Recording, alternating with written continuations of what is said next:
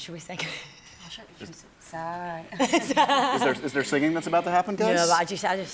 We have a thing where we wish think I we were a can pop star. harmonise. You are a pop star. Thanks. Welcome the pop star that is Doctor Who, guys. We're so privileged to have you guys here. Congratulations on Thank you. what's been a pretty successful Comic-Con, I would say, Yeah, so far for you we've guys. had a really good laugh, which is the most important thing. It's been really good fun. I mean, I have to say, just watching from my little box where they keep me in here, Yeah. to see like the reaction since the Hall H panel and the love out there, this has to exceed even your wildest expectations and sort of Yeah. how it's being received already. I had no expectations. Like, we've been kept in a bubble in Cardiff, just filming, doing our own little thing, being completely protected. And then they're like, "Oh, you're going to Comic-Con," but you just don't know what to expect. I don't know how many. I didn't know. I can't even fathom. Well, you know, I 8,000 won't know how we explain this when we go home, especially something like Hall H. I think for us, we were like, yeah, there's a couple of thousand people, and then it was like 6 or something.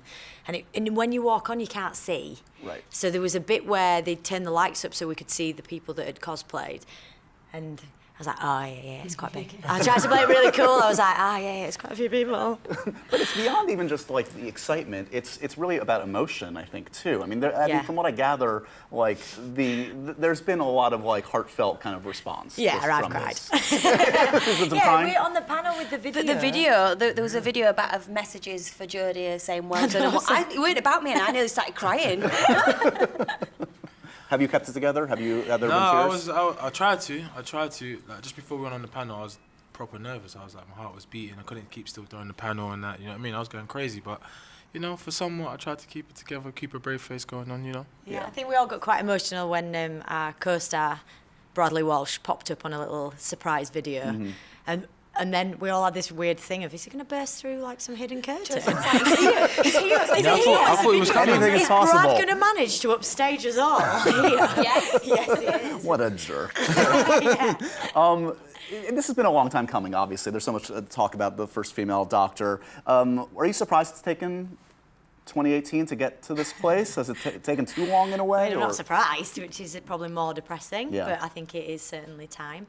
And I think, you know, this is a show that celebrates change with every regeneration and with every new friend and companion that's cast. So for us to be sat here is not that much of a change, but we appreciate that, like, obviously for me, this is a moment because of it being the first female doctor, but it's all within the world. So it's, you know, that's why I think the wonderful kind of Whovian community have been so embracing and excited and included us so much, because they know that this is different, but only a little bit. Right. So when the news first hit, were you bracing yourself for any kind of, because it's a weird world out there we're living in now. I'll tell you what I was doing. I was sat in my flat and I had this really, you know, in Notting Hill where Rhys Ifans comes outside in his pants and there's just a wall, you haven't seen it, there's a wall of, there's a wall of like of photographers. Yes. And he's just like, I just thought, I'm not going to be able to go anywhere, and I was fine. And no one noticed. I think You're like, a anybody couple out of there? mates- Anybody? There were a couple of mates like that live nearby, like for what passed, like I know like some of the local people in my area, and they're like, oh, you've got a good job. I was like, yes, yeah. But I got my like baseball cap on there, and then I thought, it's a bit much. I'll take it off. It's not like you're just wearing a T-shirt that says, I'm Doctor Who. Yeah, Guys, yeah. come on, I a could little do that respect. here, though. Yeah, I could Good, do. Yeah, I could. definitely. I've got my 13th Doctor T-shirt, and there's never been a more appropriate time to wear it. It's time. Yeah, this is the time to do it. Talk to me a little bit about, does it help to be a massive fan of a show like this before going into it, or not? I mean, where were you guys? Toasting Cole. No, not really, because I didn't know. Like, obviously, I watched like 1 or 2 episodes when I was younger, but I'm not like a proper Whovian in a sense.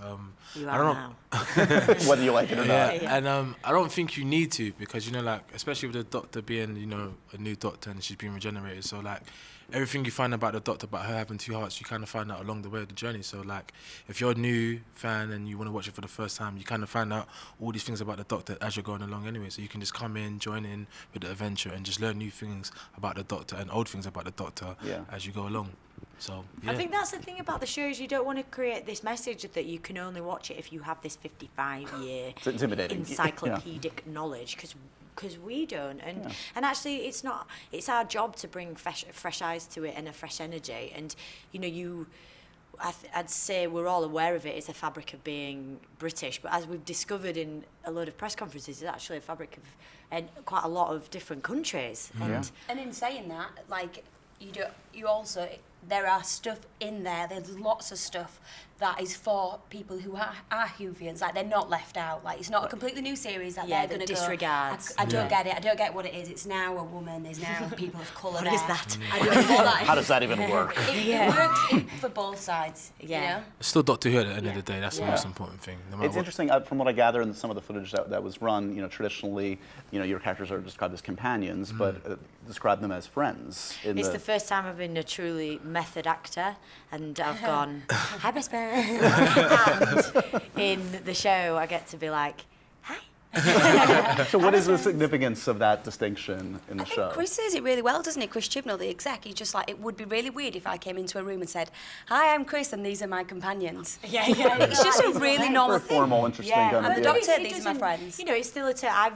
It's a very familiar term within the world. So Yeah. it's easy to explain. Oh, this is this is the setup. There's the Doctor. There's 3 companions. But it kind of is a bit more reflective of our life and the show to say new best mates. Yeah. Toasting it. More enthusiastic. Way I am back. enthusiastic. I know, I keep committing to these waves. We're I did friends, I right? did a 2-handed wave as I walked onto the panel, and as soon as I was doing it, I was like, I've committed. I should have done something really cool and like one-handed, and I did this big Cool or normal? something normal. Then I did a two thumbs up. no. I pulled it out of the bag today. Is there a defining? I mean, it's such a unique challenge for any actor to play the Doctor, Yeah. considering what's gone before, but also making it your own. When you started to shoot, or even in the audition, or at some point in the process, like, was there one overriding characteristic or part of the character you wanted to bring out to the fore? I wanted more than anything for the Doctor to have, this Doctor, which is a very similar character trait to a lot of previous Doctors, but it was just incredibly energetic. And I love the idea that the audience are thrown into this world every week, which is completely different. In ours, it's standalone episodes as well. So if you didn't catch the first 3 and you caught the 4th, it's a contained episode. So it's like a film every week. And what I wanted through that was, if I thought I was a kid kind of being transported to this new environment, that open-heartedness and lack of the third eye that I think humans have, which is and when we get self-conscious so quickly as adults, and if you think as teenagers now, probably because of Snapchat and stuff like that, you're probably self-conscious a lot younger than you were when I was born and growing up without a phone.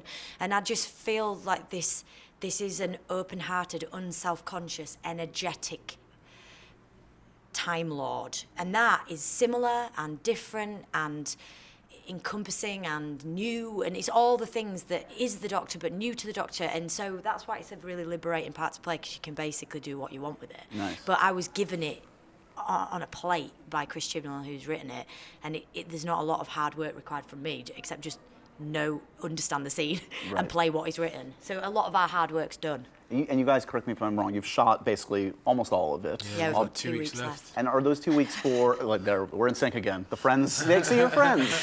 No, he's like 2 weeks later till I'm going, he's like, I can't wait to get back to London. I can't wait to get back. Get me back. Is that the Christmas special, or is that part of the 10? No, it's part of the season. Okay. Yeah, so And what's the Christmas special plan?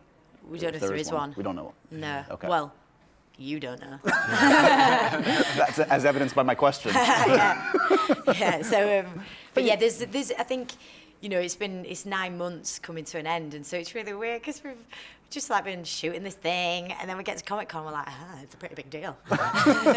What is the most, kind of coming full circle, the most touching kind of like reaction you see? Is it seeing like young women and girls kind of I like... just can't get over this little girl we saw that was dressed as the Doctor, because she was so tiny and cute. She's called Piper after Billy Piper. and her coat was just beautiful. It's so beautiful, and she was, I mean, It's just everything, innit? It's like Yeah. people ain't seen it yet, but like then you're still just like you ain't seen it yet, and you're just on it so much. So for me, that's kind of overwhelming. I'm like, right, you ain't even seen it yet, and you're just dressing up as a Doctor. Imagine when they actually see it. And also then we were just really excited to see like the Ryans and the Yazzers and the Grahams. That's what we're really I can't excited wait for. for someone to rock up as like an 8-year-old Graham. It's going to be amazing. But I think there's one girl who I think, I'm saying her name and I'm really committed to it because it's the coolest name ever, but there's a girl in the footage of the announcement, she watched it live, and at the end of my hood going back, she went, "It's a girl!" And I think she's called Wednesday. And I was like, not only are you giving me the coolest reaction ever, you've got the coolest name. Need that. So yeah, so that's a amazing. highlight for me. Amazing. Congratulations, Thank guys, you. on an amazing Thank you. Comic-Con. We've got to wrap it up because we're talkers. No, it's all good. It's all good. I wish I could stay all day. Yeah. You've got to run, but congratulations on the Thank you. show. We You can't bet. wait to Thank see you. it. I'll be there. I'll be there. And the Christmas special, too. Wink, wink. No comment.